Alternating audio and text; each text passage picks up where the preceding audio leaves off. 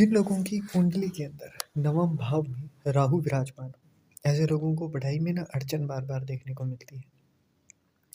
परंतु विदेश के मौके भी मिलते हैं, सीखने की चाह बड़ी रहती है।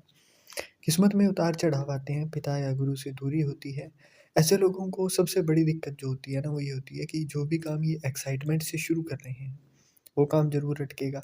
जो काम शुरू करने के बाद जब तक ख़त्म ना हो जाए, उसके बीच में अगर इन्होंने उसकी पोल पट्टी खोल दी, तो वो तो गारंटी है कि वहाँ पर फालतू के चक्कर लगते जाएंगे और काम सिरे नहीं चढ़ेगा। तो इसके लिए करना क्या चाहिए, उसकी बात आज हम करते हैं।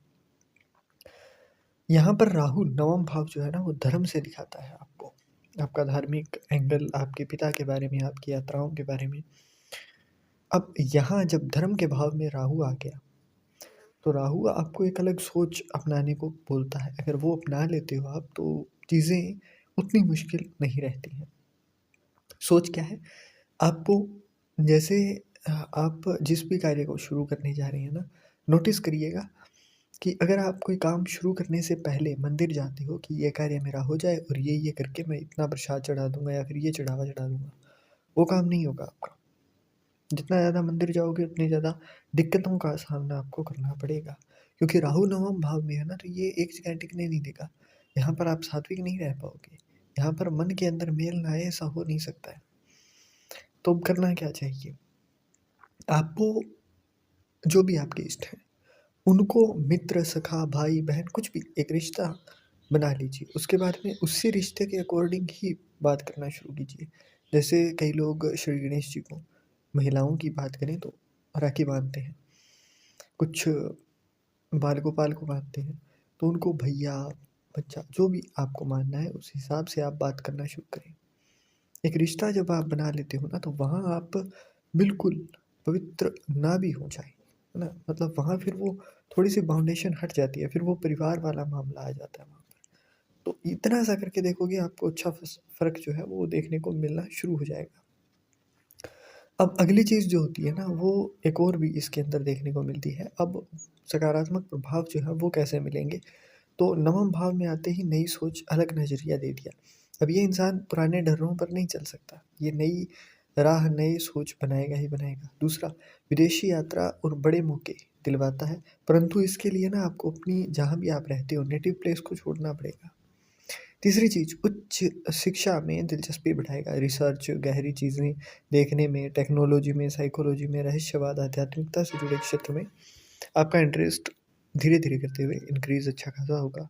किस्मत का अनोखा साथ देता है, अगर आप जैसे मैंने बताया उस वे के दौरान अपनाते हो तो बहुत अच्छा।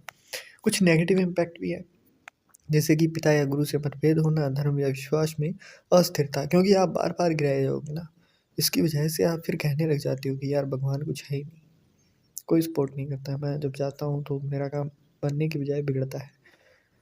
किस्मत में उतार चढ़ाव बहुत ज़्यादा आते हैं, कई बार मेहनत का रिजल्ट देर से मिलता है, डिले हो जाता है।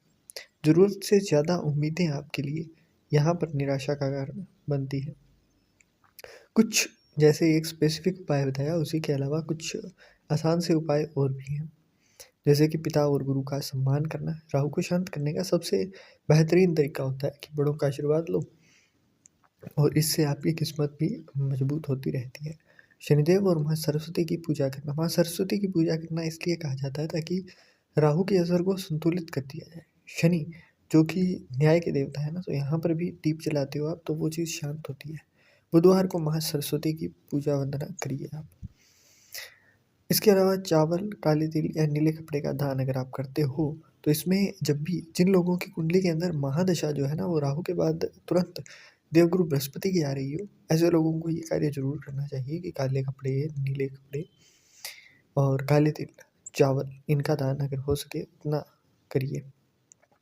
अगली चीज़ होती है, आपको गलत संगत से दूरी, गलत इंसान से दूरी रखनी ही पड़ेगी। चौथी बात और पांचवी चीज़, जहाँ पर आपको ध्यान और मंत्र जाप, मेडिटेशन करिए। अपने विचारों को रोकने की जगह उनको एनालाइज करिए, क्या चीज़ आपके दिमाग में आ रही है, क्या थॉट्स आपके आ रहे हैं, क्या बार बार चीज़ें सामने आ रही हैं। वही चीज़ें ना आपको अपने ही जीवन में होती हुई दिखाई दे जाएंगी। इन चीज़ों का नॉर्मल सी लग रही हैं, परंतु इनका ध्यान देना आपने जिस दिन से शुरू किया, ये राहु आपकी किस्मत बदलता जाएगा।